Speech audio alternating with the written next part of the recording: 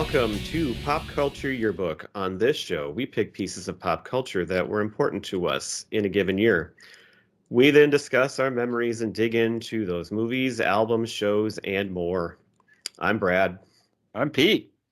And I'm Gif. Welcome back, Yes, fellas. you are. Yeah, and how? Yes. So, quick note here before we get into our big topic for the evening. Just wanted it's a big one. Yeah, it is a great one. Just wanted to remind everybody to go to our link tree, and on there you can go to our Buy Me a Beer tab, which takes you to the Buy Me a Coffee website, where you can find us there. If you just go to the Buy Me a Coffee website, you can just click in PC Yearbook, all one word, and find it as well. To help support the podcast, if you become a supporter or a member, you have the opportunity to suggest a topic for us to talk about in a upcoming episode, or even be on an episode yourself. And we also had, last week, we got a new supporter. I'd like to thank Johnny. An athletic supporter. Yes, the athletic supporter, Johnny, class of 1988 from RTR. Yes. Really appreciate the contribution there. It was very exciting. We were recording our episode last week, and it came in, and I was like, "Oh my God, that's the greatest!" So yeah, thank you, Johnny. You go on the Buy Me a Beer website. He bought us a few beers, and if you go to Target Field to a Twins game, you can buy a beer from him, and just tell him you sure can. Pop Culture Yearbook. You won't get any discount, but no, he'll give you a wink and a nod, I'm sure. If there are any Twins games this year to be played. Well, right. That's true. That's a whole nother issue. Yeah. He also works Vikings games too. So, but speaking of Johnny, Johnny so we know him. He's older than us, but we know him because we were his fans back in the day. We were, and he was part of the greatest athletic team to grace southwestern Minnesota of all time. That's correct. The RTR Knights basketball team, and just by chance recently, several games have been posted on YouTube, and I have gone down a rabbit hole, and I have watched many games and clips from the 2 years especially, which would have been for him his junior and senior years. Also saw my sister Danica, who was on our show 3 weeks ago, cheering on the team as a cheerleader back then. Yep. But it was amazing. It was so fun to watch, and my personal favorite, and if you check this out too, was the 1988 District 9 championship against Ballatin, which is one of the most incredible basketball games I've ever seen. And after watching it again, it holds up. It was that good. It was awesome. Mm-hmm. I greatly enjoyed it. I greatly enjoyed seeing Johnny out there, and I did DM him on the Twitters and mention that despite the awful video quality, his hair did show through on the video. I mean, he had some sweet flow back in '88, and I did comment to him about that on Twitter, and he immediately sent back a couple pictures of him in action with the Knights 34 jersey on, just showing his athletic prowess and his follicle dominance, as it was. So. All right. Yes. So again, we thank him, and that was a big highlight last week when that came through. I even found just one other thing that I found was the Hendricks game that year when Wendell Beisman shattered the backboard. That's on there. You can find it that. is. Okay. It's pretty cool. Yes.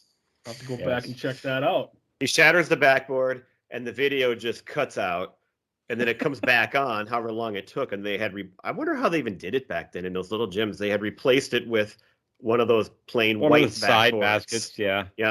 Oh, somehow they were able to move it pretty quickly, I guess, and they resumed the game there. And so I remember reading it. A little bit of history. Like a 30-minute there. delay. I remember when it happened, and I read in the paper. It was like a 30-minute delay in the game, and they were able to replace it.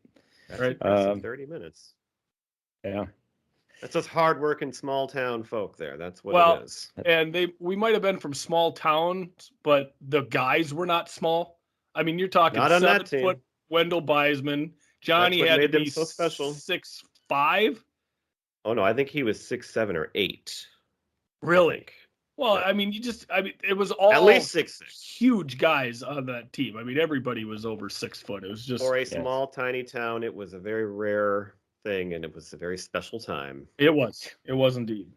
Well, speaking of special times, our topic this evening takes us back to 1988. Right. And that hair of his might have fit right in on this group we're It going would to have. talk about. That's It correct. certainly would have. That's correct. Pete, what are we getting into this evening? Well, I mean, almost as popular as Johnny with the ladies is it's a boy band that everybody loved back in those days. And you'll recall what we're doing this month is that this is Ladies' Choice Month on Pop Culture Yearbook. So I want to kick it off with that. So what that means is if you hadn't listened to our previous episodes, first of all, you should go do that. But just to get you caught up, we've actually asked all of our wives to pick out a topic for the episode. My wife has the turn. This is episode 4 of this month, and so this is her episode. We said anything you want, doesn't have to be limited to a certain year, anything like that. What she picked out was the New Kids on the Block album, "Hangin' Tough," and Beauty. so yes, it was a beauty. And Which could have been picked by any of our wives, and it could have just kind as of easily shocked been it wasn't picked. my wife's pick. You know, I honestly thought that she was going to go with the movie Dirty Dancing, and it's good that she didn't because first of all, it's been a while since we've done a musical episode, Yep. or on an album, and so it was good that way. And I just think that it had to be because this album in particular was so popular, as you said, with all of our wives and especially my wife. Now, she told me last night, she said, don't be critical of New Kids on the Block because I love these guys. So I'm going to have to be very careful about how I word certain things. You don't be critical. this Leave that episode. for Brad Nye. Yeah, well, and I'll just I say, immediately had to scratch off all the notes that I had. Start over. spoiler alert. I mean, I don't love everything on the album. Obviously, I think that's not a surprise. But even comments I made, my wife generally agreed with and would laugh along with, and she gets it. While she loves them, she can also look at them with a straightforward eye, I believe, as well, and what they really were. There was a couple of comments that I made, which I'll get into, but yeah, I guess I'll just leave that as a teaser because I don't want to spoil the surprise, I guess, until we get to the songs that I'm referring to. But yeah, we had a little banter back and forth, and she was like, you're not that great either. So She's sticking with you so she can stick with New Kids too. That's right. Fair assessment. But anyway, Well, I'd like to see you do better. Right. You could argue that Jenny is literally hanging tough with you, is what she's doing. Yeah, she always is. But I love her for it. So she's rough.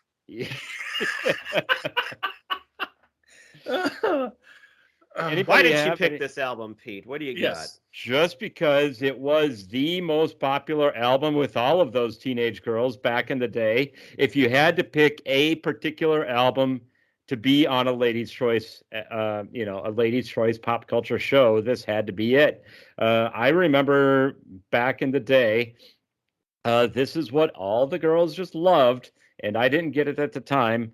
But I will say that some of the music, some people may have found catchier than they may have let on, because it was fun to listen to. Some people thought, not me, of course, because what am I, some kind of wimp? But I listen to tough guy music. That's what I listen to. Right. Well, let's just back it up here a minute Motley and say, Crue. well, Pete's kind of talking about New Kids and tough guy music. He has gone to the hill to die on for Milli Vanilli. For Milli Vanilli, yes. Well, let's just factor that in. I don't know that the music is good. We'll get into that. And you said like it too. 3 weeks ago, I will die on the hill. Yes, you did. Did I say I'll die on the hill? You did. Oh, yeah. Okay. Yes. That when Danica was here. Okay, Yep. I'll die on that hill. But that's not what we're here to talk about, is Nope. it? So First, anybody else have anything to add about the New Kids on the Block? I've got a little anecdote before we get into the album, but I want to give you guys an opportunity to speak about it first. Go ahead, Brett. Well, like I said, I thought my wife would pick this, and she had brought it up before, and so I'll just run through quick here the things that she told me right away. So we're in the car, and this is a great time to listen to this. And the second the album comes on, she said it just reminded her of she could picture her 8th grade bedroom, and she starts talking about all these things she had. So she had Joey and Danny dolls. She taped cartoons off the TV. She had shoelaces. Wait, there was a cartoon? There was a New Kids cartoon. Okay. I think we still have those in a box, actually. Okay. She had shoelaces. She had a pillowcase. She, of course, had posters.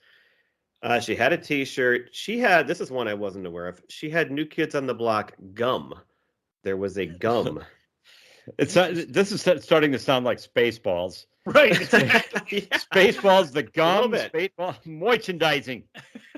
They had, she had no MTV, but she had all the VHS tapes of all their videos. So she was well acquainted with all their videos. She had a puzzle of the New Kids, and she distinctly remembers her and one of her friends staying up all night and putting this puzzle together and finishing it and finding out it was missing one piece. And so that was a very sad occurrence. She had a purple boombox and all the cassettes, and she would go out into the treehouse that she had, and she would listen to them in her treehouse. And she saw them at least 2 or 3 times in junior high, and she also remembers going to Kohl's department store at 6 a.m. with her parents to stand in line and get tickets. And then I mentioned it earlier in a previous episode, she also saw them when they came back, like 5 years ago or so, in the adult phase of the New Kids. And so she just could go on and on and on and talk about all these things she owned and remembered them. And she had it when I met her, like I said, I think we still have it. She had a box full of all the New Kids memorabilia. And so it was a huge deal to her, and it lasted a few years. And my favorite part of the story is that she started to move on in 9th and 10th grade because that's when she started to like REM and Metallica. Oh, there you go. And so I thought, okay, that's pretty good there. There's the shift. Yep. Yeah. So anyway, she goes way back, and she could have talked forever about them, but that's just a sampling there of the things that she could tell me right off the bat. Sounds kind of How about Courtney? If you ask me, yeah. Well, Courtney, this was her favorite group, or one of her favorite groups in middle school. So 6th, 7th, and 8th grade. She said her biggest year for her was her 7th grade year. She remembers going to 2 different concerts with friends. She couldn't remember which indoor venue it was, but she went to, I'm assuming in the cities, went to a concert. And then she also went to a concert at Harriet Island. Oh, really? Yeah. Wow. So those would have been in middle school.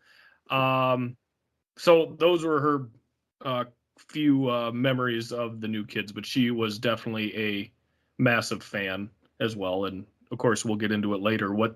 What the girls rank their top to bottom for the 5. Yes, fellas. we have rankings of then and now to get to. Yes. It's going to be There's good. all kinds of rankings at the end of the show about guys. We're ranking all kinds of guys. That's Even what for this show Kim, is all about. Who doesn't like rankings, she even played along for this one, so Good. you can tell how much she cares. It's a big Yeah, deal. Yeah. Awesome. Hey, Gift, do you have some interesting facts about the New Kids that you want to share? Well, yeah, I wrote down a few things. So the band, the group, I don't like calling them boy bands because they don't play instruments. I call them groups. But yes, that came up. That was one of the funny comments that we had when we talked about this, is how we'll get to it later when I asked her who played a certain thing, and she just kind of smiled and laughed like they don't play anything. Right. But the boy band, the double B, it sounds better. But this group was started in Dorchester, Mass., which is the largest neighborhood in Boston. 4 of the 5 gentlemen are from Dorchester. So back in the day, in the early 80s, Maurice Starr discovered New Edition. And he set out to basically put together a white version of New Edition. As in Bobby Brown is who you're talking about. Bobby Brown, another big guy that we loved we loved in middle school. Yes, we Holy crap. You forget about Bobby Brown, but the three of us. That guy was That huge. was good music. There you go. It was my we'll do an prerogative to episode listen on to it. Yep. That's We right. played. And if you don't like him, don't be cruel. Right, exactly. Well said. So the first member of the group was Donnie, and he was initially joined by his Of brother. the Wahlbergs. Yes, Donnie Wahlberg. He was initially joined by Marky Mark himself. Oh, really? But he departed the group. So then Jordan and Danny joined, followed by Jordan's. I didn't know that Jonathan and Jordan were brothers until I started looking at this stuff. I had no I learned idea. it now. Yeah, I didn't know. Courtney was a little upset with me that I didn't realize that. I think I thought that there were two brothers in it, but I had no idea who they were. So Yeah. Right. So Jordan and Jonathan Knight are brothers. Jonathan joined after Jordan and Danny. So those are the four guys that are from Dorchester, Mass. And then they needed a Michael Jackson-esque singer to come in. So that's where they found Joey McIntyre. They were signed to Columbia. Interesting description of his voice. Yeah. Well, they wanted, the higher, younger, higher pitched, younger voice. Yeah, I understand where it's coming from. And he was quite. I got my comments about Joey. He hadn't gone through puberty yet, right? Right. And he was quite a bit younger and kind of had a tough time fitting in the beginning, I guess. But they were signed to Columbia and originally marketed to black audiences, which I found to be a little interesting. Excellent choice. Yep. So their first self-titled debut album came out in 86, 87, and it didn't get much traction. They would book these guys in like schools and smaller bars and stuff like that around the area. But they weren't getting really any traction until 88, 89, they released a Hangin' Tough and the first single, Please Don't Go Girl. So that was the first single, huh? That was the first single, huh? Yep. That brings us into our album for the evening, and I have some more fun facts as we move on through the album. I do want to share a little anecdote before we get into the album itself. Oh, yes. What did we it's think of New Kids on the Block, Pete? Well, this is a great memory that we all share together. What were we in, 8th grade? Yep. So it was 8th grade. We had an English class, an English teacher by the name of Mr. Karanen. A project that he had assigned to us was that we could each pick out any song that we wanted, and then you had to analyze the lyrics of the song.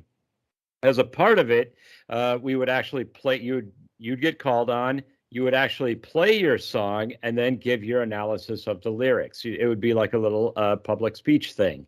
Yep. And he was a little bit concerned about, some people might bring in offensive music. Somebody brought in Two Live Crew. I remember that, which was a big offensive rap album at the time. Yep. Had a lot of offensive lyrics, but he allowed it. But he also gave you the option as a student, and in retrospect, this is a really bad idea because you're singling out these kids anyway. Right. But if you were going to be offended by the lyrics of the song, you had the option to get up and walk out and go stand in a hall or go to the library for a few minutes, right, until it was done, and then come back. Mm-hmm. So I actually do remember there was one kid, I'm not going to name any names, but one student did walk out during the Two Live Crew song. But then Are you somebody sure about Two Live Crew? That seems pretty shocking that it was allowed Two. to be Yeah, played. it was. Well, that's what I just said. Though it could be. It was Two Live Crew or something like that. Okay. Maybe it was Wild Thing or something like that. I don't know what it was. Quite a distance between Wild Thing and Two. But that's more plausible, I think, to be allowed. No, in the classroom. tone low. You know, but I don't know. It was something like that. It was something offensive. But one student actually did, and that was fine. Nobody had an issue with that. Somebody, one of the girls in the class decides to bring I think it was Hangin' Tough, right? Was that the song? It was New Kids on the Block, whatever it was. But anyway, every single guy in the class gets up and walks out and goes to the library because we just were so offended by the New Kids on the Block and we refused to listen to them. 8th graders. But what are you going to do? What are you going to do? My wife hates that story. He allowed it. I love that story. That is one of my favorite stories from. It was, and we were It all. It really laughing. is on the teacher in that case. Right. That's... Yeah, he opened the door for that expression, and we took full advantage of it. That's right. Just being the jerks that we are. What can he do? What can he do? So yeah, that didn't go over very well with some of the girls. No, what I remember, especially the one that brought it. Rightfully so. It's pretty stupid, but we really ruined our shot with the girls in 8th grade by doing that. Yeah, that was it. That's what did it. So let's dive right into the album. Taking it with the first song, what do you all think of the right stuff? You got it, the right stuff, the first song. So according to Kim, this is Jordan singing. Yep. I guess we'll match up if our wives agreed on who was who in each song, because she wasn't always 100% sure. I'll just say, this is my favorite song on the album. I think it's kind of catchy. It's one of those guilty pleasures that I do not mind at all. Back then, I would have hated it and wouldn't have admitted it, but I think it's pretty good. This is the one that catches pretty good. I would agree with you. I'll say that I really enjoyed the first 6 songs on the album. That's for me. It kind of went downhill after that, but just to open that up, yeah, I love the song, and I watched the video too as I listened to these songs where they're available, and this is one. Oh, I didn't. Yeah, you just gotta love the dance moves on this one. Yep.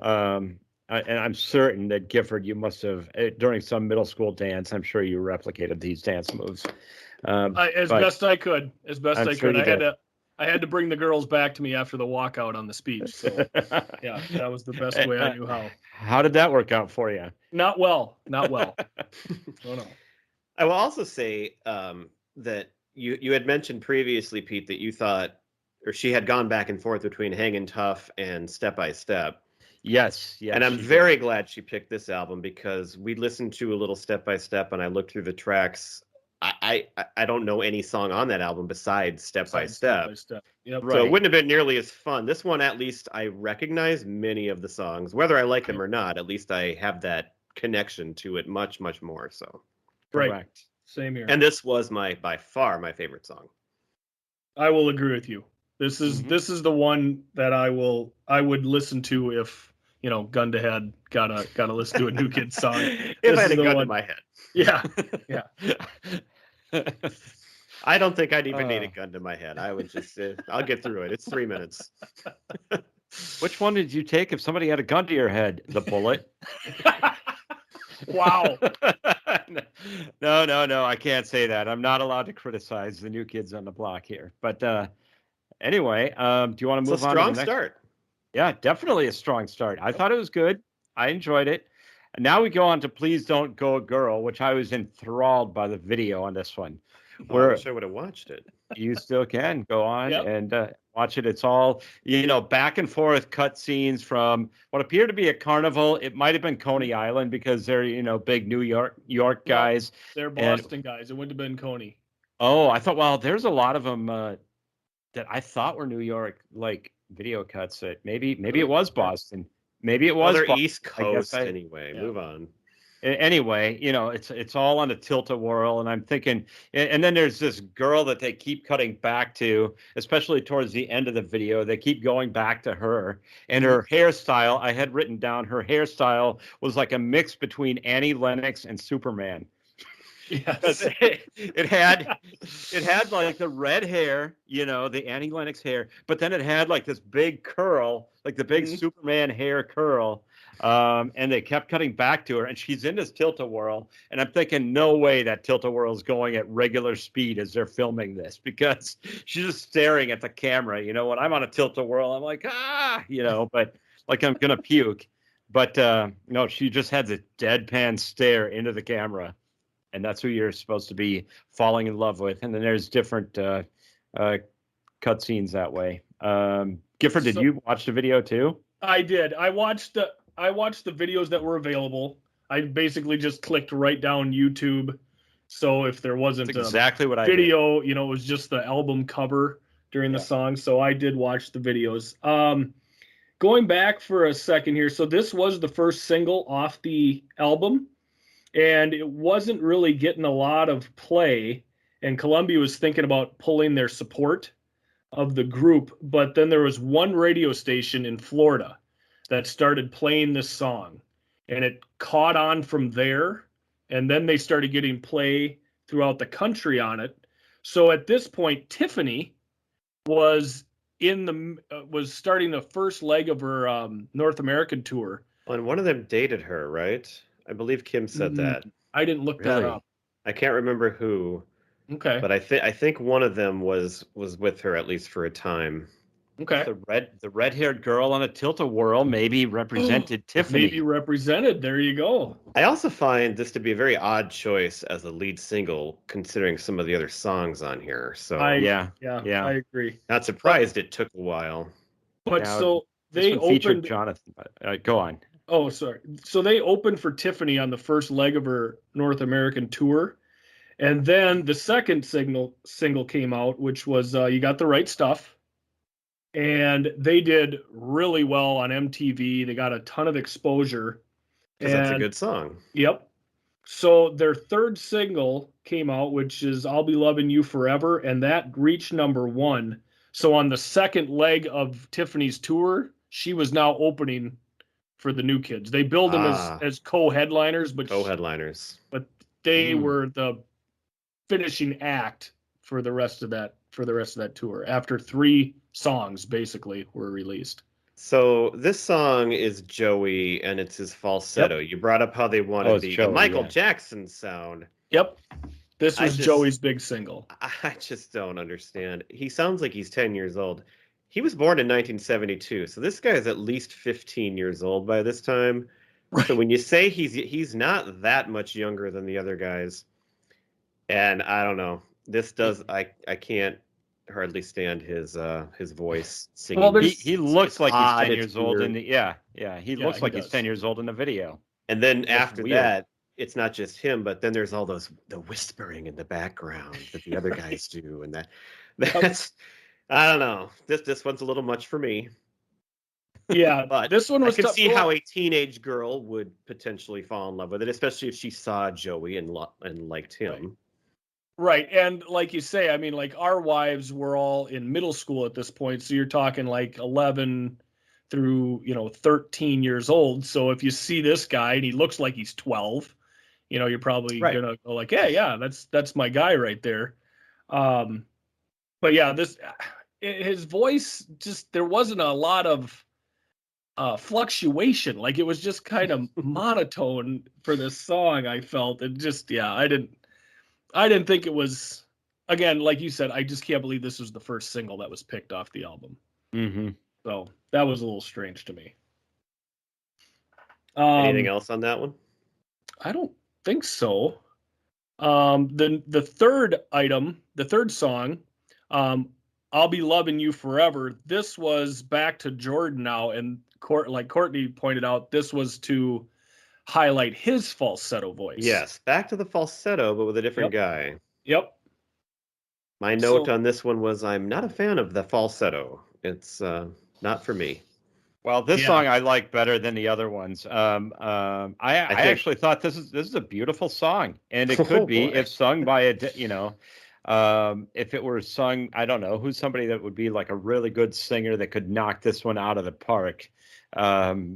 Chris Isaac. There you go. Bublé.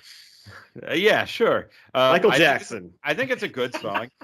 And yeah, the video is just they keep going back and forth. They're eating pizza. They keep coming back to them eating pizza in I thought it was New York City, but it probably was Boston. But was this the one where they're playing pool?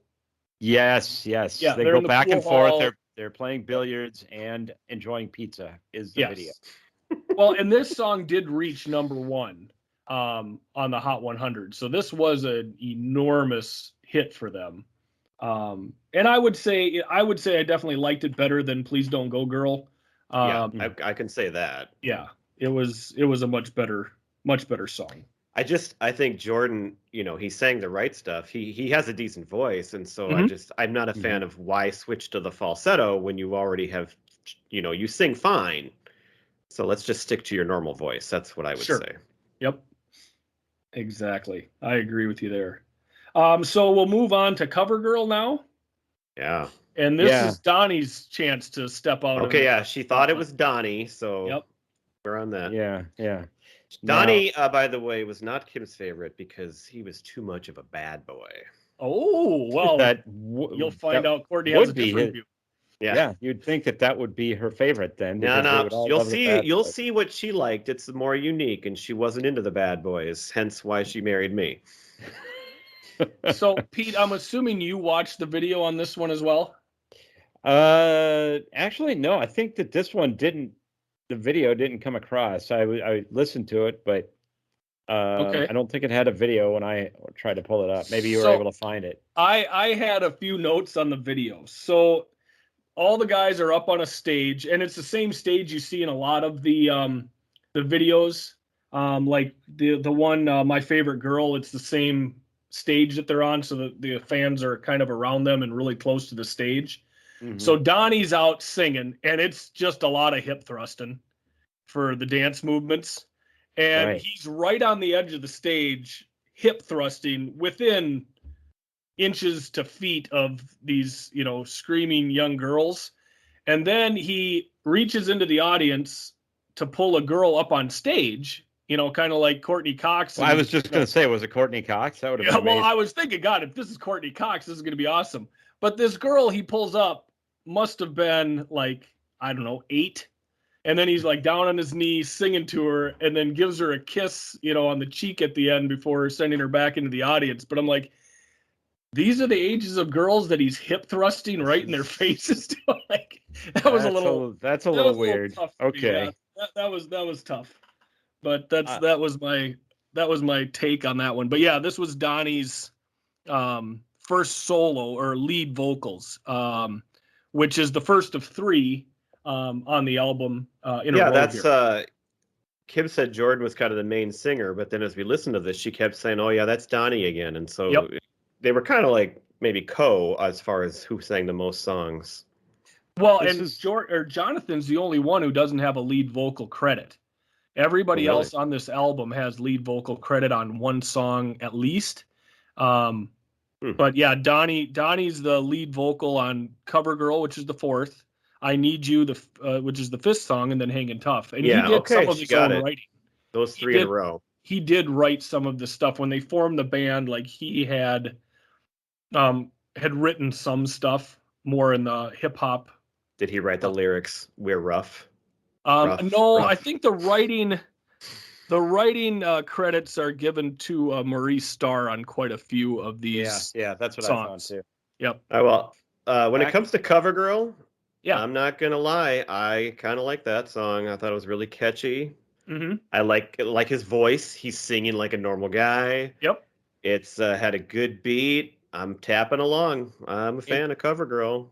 Interesting because that you say you like his voice, because I had something different written down. I liked the song. I thought it was a catchy song.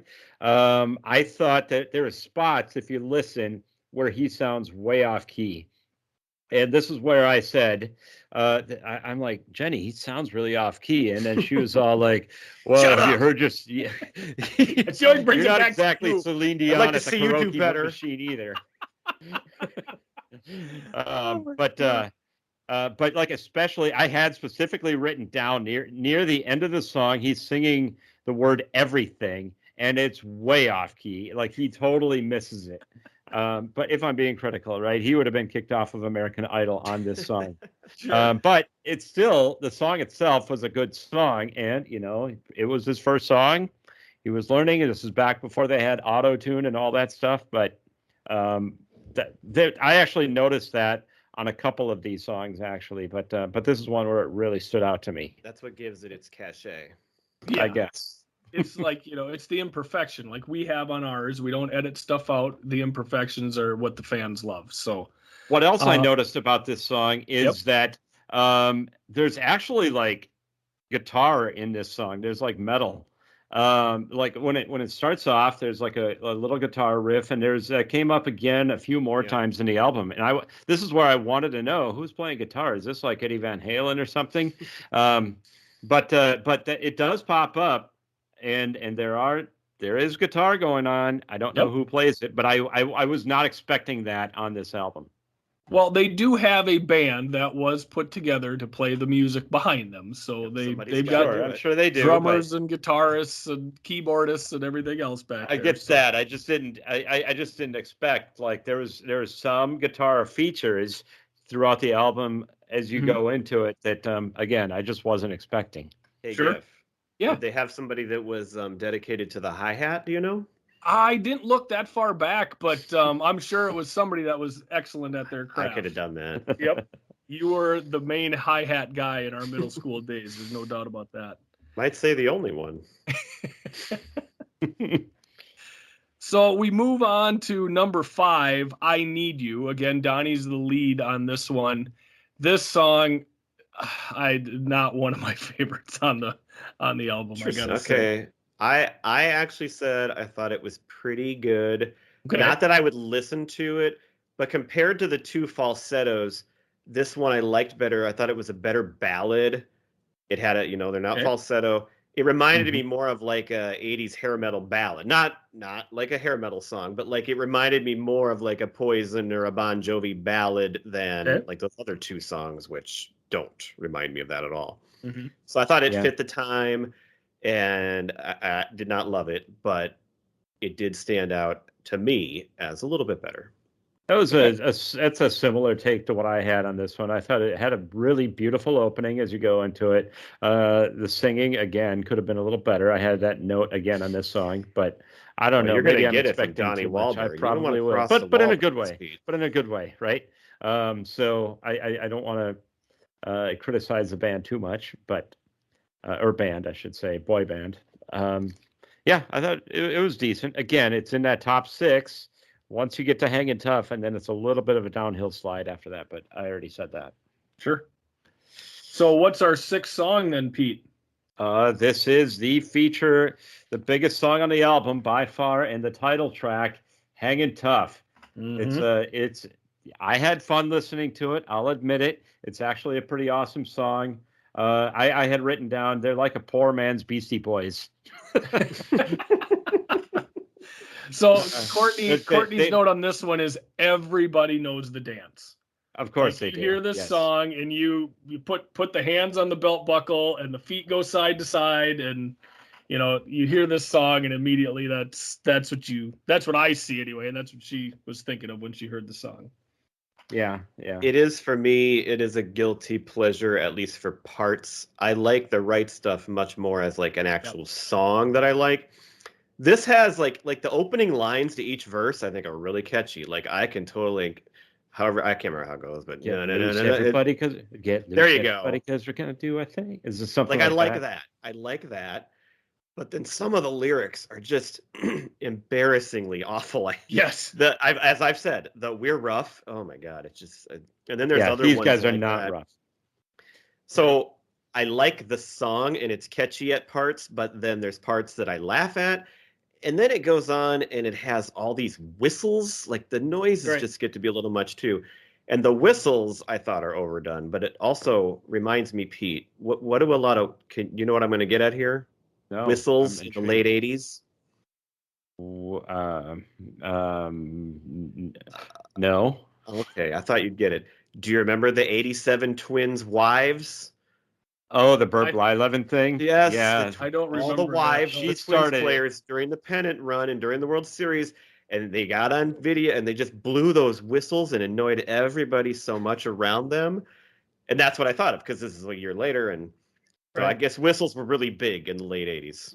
So my note on this is that this is the least threatening tough guy song that you could come up with. And their line in there of, "Are you tough enough?" My question is, are they?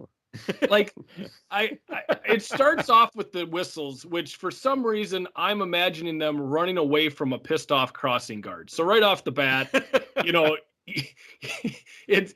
you're no tougher than Frosty the Snowman.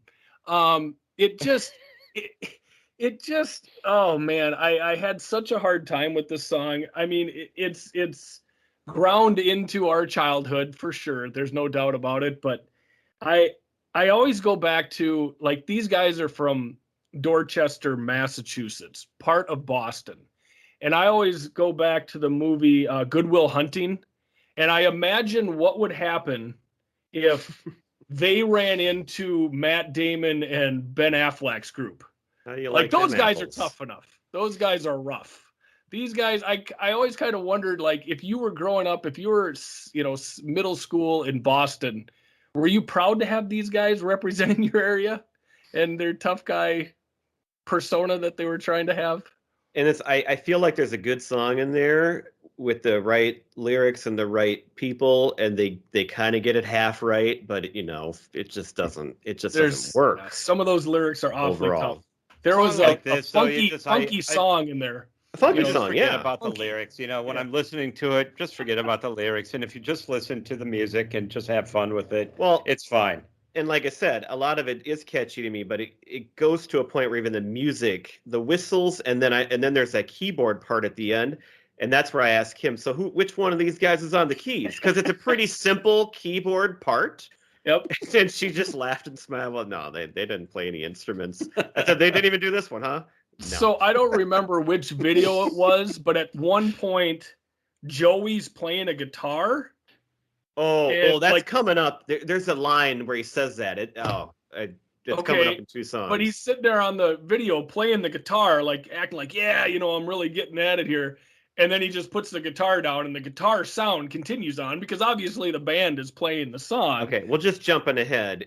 Sure. In the song, "What You Gonna Do About It," he has this line where he says, "Makes me want to play my guitar," and then we looked at each other and just laughed again because he's not playing a guitar, no. And so don't put that line in there. Maybe that's where Tim McGraw ripped that off for Indian Outlaw when he stood there the whole video with his guitar and never played it once. Yeah, yeah. So yeah, Hangin' Tough. It's a song that has a pop culture cachet. That's for sure. There's a lot to say about it. Absolutely, gonna remember it. The next song. Speaking of remembering, there you go. Nice. Good segue. I Remember When, which I had written down. Not to be confused with the Skid Row song that is awesome. Right. No, that's I Remember You. God dang it, I just screwed up. Oh, is it? Yeah, isn't it? Oh, yeah. Right. Well, anyway. Either way, I blew it, but Skid Row's better. I didn't have many notes on this one. I just wrote down this is my least favorite song on the album. I wrote down Joey falsetto again, thumbs down. Yep. That's all I got. Yeah. I didn't want to hear this song at this point, especially coming off the raucous Hangin' Tough. Well, and but they bring it right back though on number 8.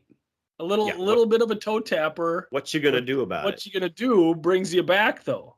It is a little bit of a toe tapper, but so what I thought about this song, I just thought it's a really run of the mill song. It's Jordan again. I said it sounds like a single, but it's like a single light. Like it's not good enough to be one of the hit singles. They tried to like those it's like those songs, and and it's just basically a filler because what else are you going to put on there? So it was a song that wasn't good enough, but they got to put it on the album, and then they're playing their guitars in this one. So number 9, My Favorite Girl. Wait a minute, did you have something to say about 8 there? Did you have something on what you're gonna do about it? What you gonna say about it? No, I just had it. It does. It kind of starts out slow, but then you get into that little hook, and it's not too bad. Yeah, but then towards the second half of the song, it just felt like that they were laboring through it. Is what I had written down as my note. Right. It's like we tried to write another hit single, but I just couldn't quite pull it off. So this is the best we got. The guitar riff itself wasn't bad, but that was it. Yep. Yeah, I agree with that. Okay, we ready to move on to My Favorite Girl? Speaking of laboring, this song, we were like 2 minutes in, and I look at the clock, and there's over 3 minutes to go. And I said, yes, it's a 5.5 minute song. This song is over 5 minutes. Yep. It is so long. It is so repetitive. Yep. It's another one that sounds like they wanted to make a single out of it. I wrote single light, but like a poor man's single. It's a little holy catchy. crap. And if they cut it down to 3 minutes, I guess you could get through it. It's not too bad. Right. But that's the my thing. Lord, why do we just keep saying My Favorite Girl over and over again? The one thing I had on this, in the video, Jordan is wearing a Batman jacket. Like, so Batman came out in 89. Yep. And he's wearing a black jacket with the Batman symbol on the back of it. That's funny because what I had, I didn't even see that video, but what I had written down is that I felt like that they were trying to imitate Prince, and they're nowhere near Prince in this song. No. Well, and Prince will write a song that goes on for a long time, but he knows what he's doing musically. Like, he's doing things that, whether you like it or not, he's doing something, and he knows what he's doing. Well, and we learned in Hangin' Tough, they're going to give you a funky dance, but they don't have the full funk like Prince has. Yeah, 5 minutes and 29 seconds is just ridiculously long for this song. Yep. And it seemed like they just kind of nailed it in. Yeah, they could have done more with it. But they just didn't. And for that long, they should have been able to do more range or something. I don't know, throw more at you in that long of a time. But no, you're right. It was just the same thing over and over again. So the last song, "Hold On," is Danny Wood's first front man, or lead vocals by himself. That is really funny, and you'll see why in a minute, because Kim thought it was John singing, but she wasn't 100% sure. Okay. But as you'll see soon, she should have known better. Okay, go ahead. No, it's when we get to our lists. Okay. Mm-hmm. So that was pretty much the only note I had on the song. This was another blah song. Mm-hmm. I said I could. So basically, it's funny what you said, Pete, about 6 songs. And then as we're listening to this, I said I had some fun with this through Hangin' Tough. I mean, whether I liked the songs or not, I was into listening to them. I enjoyed some of them. I remembered most all of them. But the last 4 songs just sound like we got to fill out an album, and I just read it's a really rough finish. And I said that, and Kim said, rough. And Kim agreed. She said, "Yeah, I probably just listened to the first 6 songs a lot and didn't get too much further because it does not really end well." So, yeah. I actually thought of the last half of the album, I thought this was the best. Past Hangin' Tough. This is what I had written down as what I thought was the best one, and not a bad finish. It had a good little bass riff to start the song, and I don't know. There was like a little bit more in it musically. You had the guitar riff, and then you also had a little bit of brass, like trumpets, in it that they kind of threw in there. And they kind of went back and forth a little bit between the brass and the guitar. I thought it was all right compared to the other ones. Okay. I got a couple more notes on the album as a whole. Perfect. Mm-hmm. So this album had 5 top 10 hits. By the end of '89, it was the number one album. Go ahead. Of those first 6, which one wasn't the top 10 hit then? I Need You, I don't believe was released as a single. All right. That makes sense. And it also won 2 AMAs for Best Pop Rock Album and Best Pop Rock Group. And it went 8 times platinum, which means it sold 8 million copies.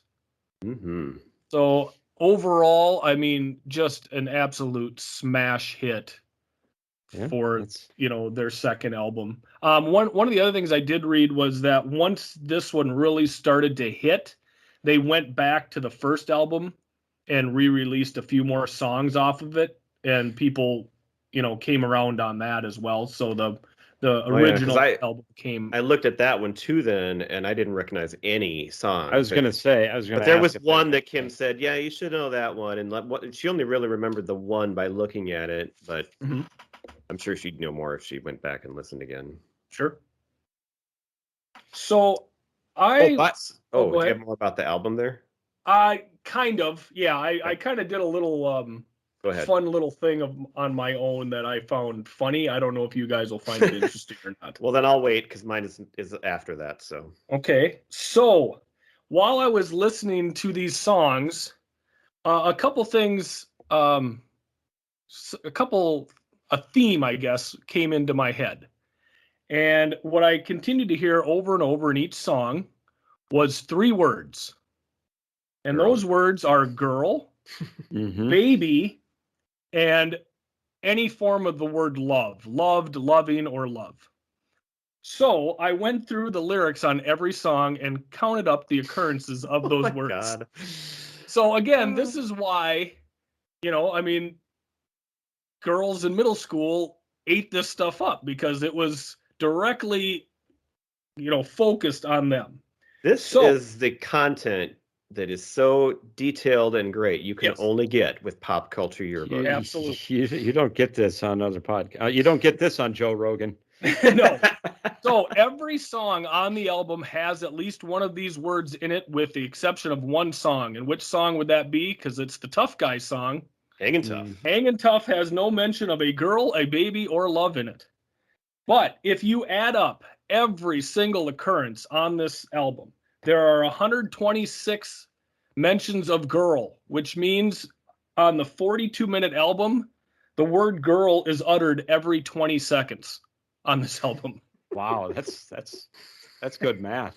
So we've got 14 babies and 66 loves. So all three combined, you hear one of those words every 12 and a half seconds on this album.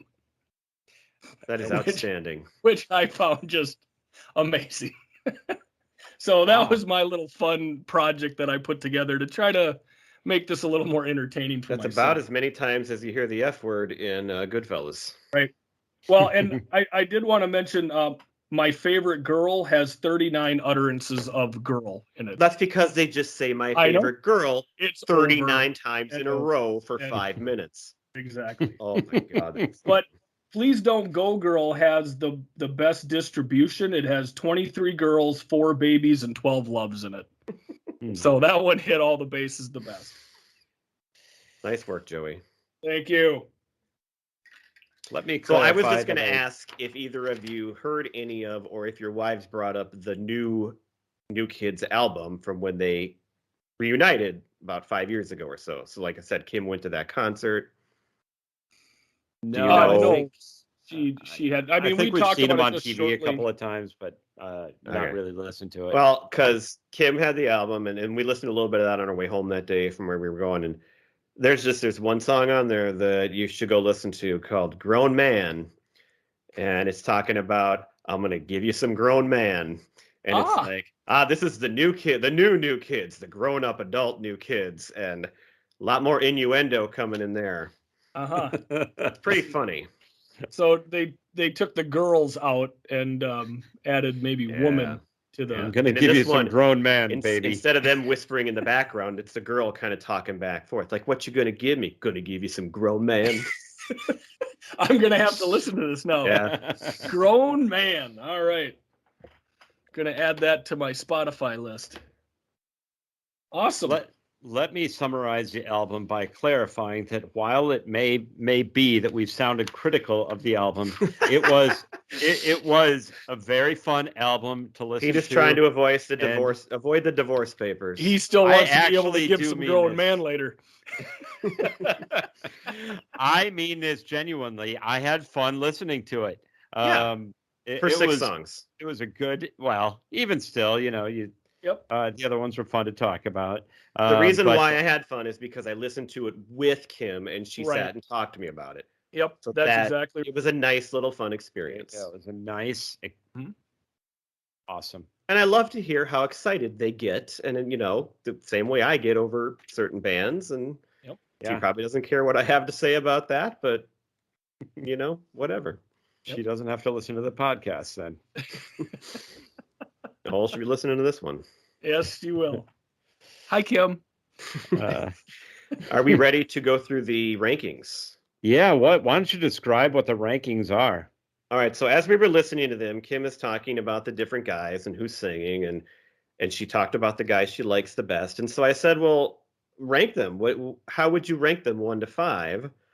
And then she did that. And then I said, okay. And then she talked about seeing them when they were older. And I said, well, did it change at all? And so we have 2 rankings coming here. How they ranked them back then when they were in 7th or 8th grade or whenever, and how they would look at them now as adults. Sure. And so right. I'll just throw Kim's out first here because it's related to what I was saying. So the song "Hold On," where she thought John was singing, and you said Danny was singing. Danny's her number one. Okay. And so I'm shocked that she wouldn't have like known that by heart. So she knows that Danny's like the least popular one, but she likes the underdog.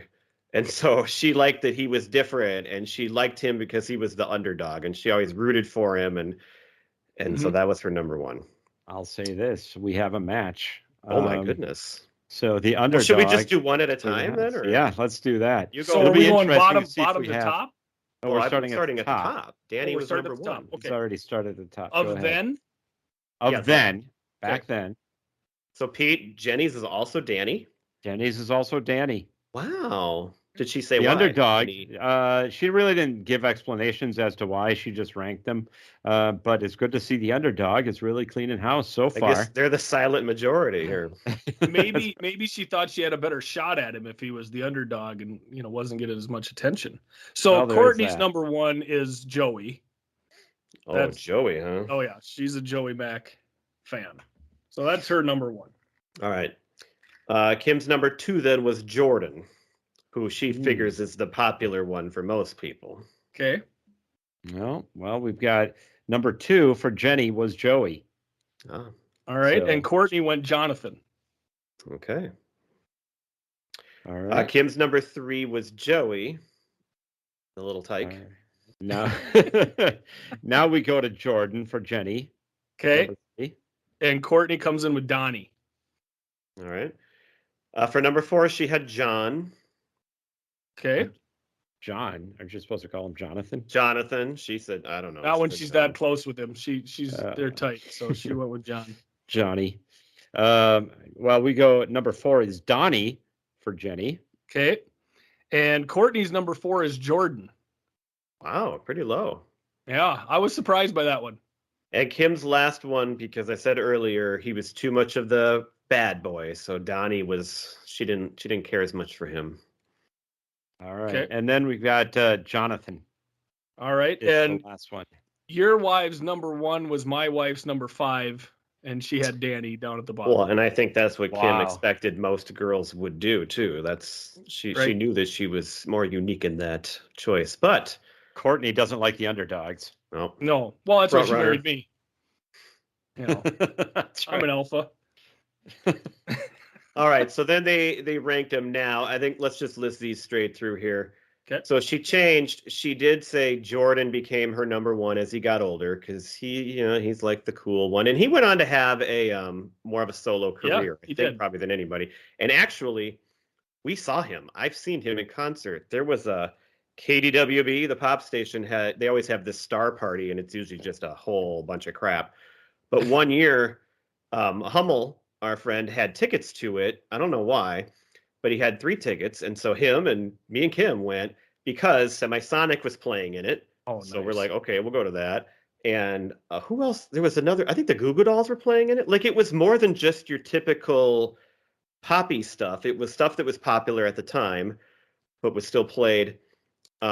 Sixpence None the Richer was playing, and we loved them too. Kiss me, baby. But Jordan Knight was playing, and so we actually saw him do a short performance there, and so she did say he became her favorite. Awesome. And then Jonathan is her second one. He moved up to. Poor Danny dropped to number 3. Joey's down at number 4, and Donnie is still bringing up the rear. Okay. Wow. Even though she's a big fan of like Marky Mark and the Wahlbergs, but not Donnie. That's interesting because Jenny currently has Donnie making the biggest jump on her list, going from 4 to number 1. Wow. That's Donnie. And then we go to Danny, who dropped only 1 spot. Joey dropped 1 spot. Jordan also dropped 1 spot, and Jonathan stays at the bottom. Okay. Well, Courtney didn't change her list at all. Oh, really? She's got Joey 1, Jonathan, then Donnie, then Jordan, and Danny. Sounds lazy. She didn't put her heart into it. Or she just said, just take it. She knew what she liked from an early age, and she hasn't changed. To show how much Kim switched on Jordan, how high he went, she said that she went through a phase where she loved him and Edward from Twilight, Robert Pattinson, and the amount of love she had for Edward to put Jordan in that same league. Wow. Shows that she really did like him at some point as they got older, because she's not over the Robert Pattinson Edward phase. He's still there. Well, and the Batman's coming out, so maybe I she'll know. get into that. All right, so we've got one list left to talk about. And we're going to be having the girls give us their top 5 childhood crushes. So the Teen Beat posters that would hang on your wall. Yeah, mine's not really a top 5 list. She just threw out a bunch of names, and so it's not necessarily ranked, but I'm just going to warn you, it's not in the same format necessarily. Okay. But why don't you go last, since Jenny's the host here, so we can wrap it up with her list. Yes. Okay. All right. Gifford, why don't you go first here? All right. So coming in at number 5 for Courtney is Corey Haim from License to Drive. Yeah. Oh, and I love that movie. Number 4, River Phoenix, God rest his soul. Number 3, Patrick Dempsey. Can't Buy Me Love. Can't Buy Me Love. We got a match there. Number 2, everybody's favorite from Growing Pains, Kirk Cameron. And her number 1 across all of these lists, Joey McIntyre. Oh, wow. So he really was a big deal. Oh, yeah. Yeah. Big deal. All right. Kim's number 5 was Jason Bateman, who she still loves today because we see him on Ozark and all kinds of shows. But back then, remember, he was on Silver Spoons and Teen Wolf 2. He was on Valerie. I mean, he was a big teen actor in the 80s. And I forget, she had somebody else at 5. Oh, it was Corey Haim. Okay. And this is the one change she made to her list. I'd walked away and she texted me back and said Jason Bateman. So she remembered him. I like that she really put like a lot of she really I know, it's thought great about it. Like she I really thought that was wanted awesome. to get it right. Number 4, she has Michael J. Fox, which is kind of the one that would surprise me, because I guess I just think of it a little older, but he wasn't. I mean, he was everywhere. So, and then she did have Danny Wood at number 3. Number 2 was Luke Perry. Nice. Getting a little older, but still definitely a teenage thing. And then this is her love of the underdog. I love this number 1 choice. So of the 2 Corys, she liked Corey Haim, but she actually said Corey Feldman first. She loved Corey Feldman. Wow. Yes. Yeah. I would have not guessed that. Okay. I'm assuming she liked him starting with the Friday the 13th movie. I don't think she's seen that one. Probably a good thing, because if she saw the end of it with his might hair, have changed her mind. You should pull that picture up and go, "This is your number 1," or "This was your number 1." Really? All right, you done? I'm done. Okay. I will say, I do want to preface this a little bit. We don't get into politics generally on this show. And when you think about the topic, it's who did you like as a teen crush? Are you going to bring up Kirk Cameron here? Well, the first 3 answers that she gave, just rattled right off, are going to make the Joe Rogan crowd pretty happy. So I'll say... I will say that. We got a lot of crossover between us and Joe Rogan. I just looked at her. When these were the names she rattled off, I just looked at her. I said, "Are you bleeping kidding me?" These are all big-time Trump Republicans. So we start off. Scott Baio's going to be on this list too, right? Ricky Schroeder, yes. Kirk Cameron, and Scott Baio are the first names that she wrote off. Which, I mean... When you go back, it makes sense from that age. Those are good names. The heart wants what the heart wants. I guess. Hopefully, is she even aware of their current politics? She doesn't really follow. She doesn't follow the news like I do. I know, but if you are aware, some people like that would affect them if they cared. So I was just curious if she even knew.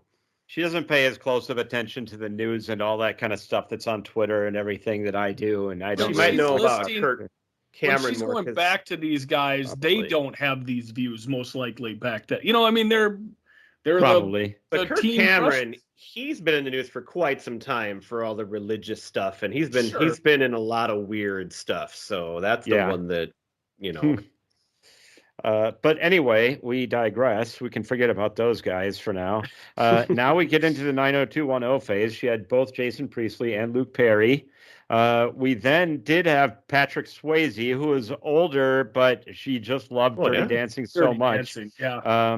You got to have that. And then another Patrick, who's already been mentioned, Dempsey. Brad, you're going to like this one, Mark Paul Gosselaar. I asked Courtney about that one, and she's like, She goes, obviously, I'm more into Screech, as she's looking at me. I'm like, oh, thanks. That's nice. I don't think Kim is a big Saved by the Bell fan. I think I'm the Saved by the Bell fan here. She doesn't seem to ever I don't even know if she's watched much of it or not. I double-checked with her. I said, are you sure you don't want Mario Lopez instead? And she goes, no, definitely Mark Paul Gosselaar on those ones. I'm like, really? I would have picked Mario Lopez. But that's just me. That's just me. Well, he's all yours, Pete. Yep. Speaking of which, Neil Patrick Harris is the next one on the list. Oh, awesome. And we rounded out with Joey Lawrence from Blossom. Whoa, nice. So excellent. That's We're doing a good one to finish on. He deserves a mention in this episode. He does. He looks. We came across a current picture of him though, and he looks really weird now. If you go look that up, it's like you could do better, Pete. I'm sure I could, but no, he's like he has a music career of some kind, and I don't know. He just like has his side of his head shaved, long hair, almost like Marilyn Manson style hair. And then his face, I don't know. It's just like, but anyway, he was definitely a very good-looking fellow back on Blossom, according to Jenny. He was. Well, I hope that our wives are happy with how we described this. I like you said, Pete. I want to reiterate, it was a lot of fun, and I'm really glad that we did this one. This was a fun episode for sure, and I hope our listeners enjoyed it as much as we did. Yeah, but. Let's not forget that New Kids on the Block were a great boy band, but you know who's an even better boy band, Gifford? Preacher Row. Preacher Row, that's right. An actual band. Yeah, they write and play their own music. Yep. Do they do their own dance moves though? I actually have seen Hummel do that for sure. Which is tough to do behind a trap set. He'll do it. If anybody will do it, it's him. Yep. But anyway, I hope you enjoyed. Don't forget to go buy us a beer, as Gifford referenced at the beginning of the show. Click on the link and make a contribution. And tell a friend. Yes, we're not running a pyramid. We want to make a community and expand our base. Tell a friend. Yes, we want to make it a little more grown man for our audience. Nice. Hey, you know what that does, guys? Too. Before we log off. Are we going to close a non-yearbook? It closes the yearbook. I don't know if we ever actually said open the yearbook, but it does. It's the insert of the yearbook. Yeah, it's the insert. That's right. Yep. Or maybe we're just closing the Tiger Beat magazine. Maybe that's what this really was. There you go. Excellent. All right. Here you go, Preacher Row. Thanks for listening. Bye, everybody. Keep hanging tough.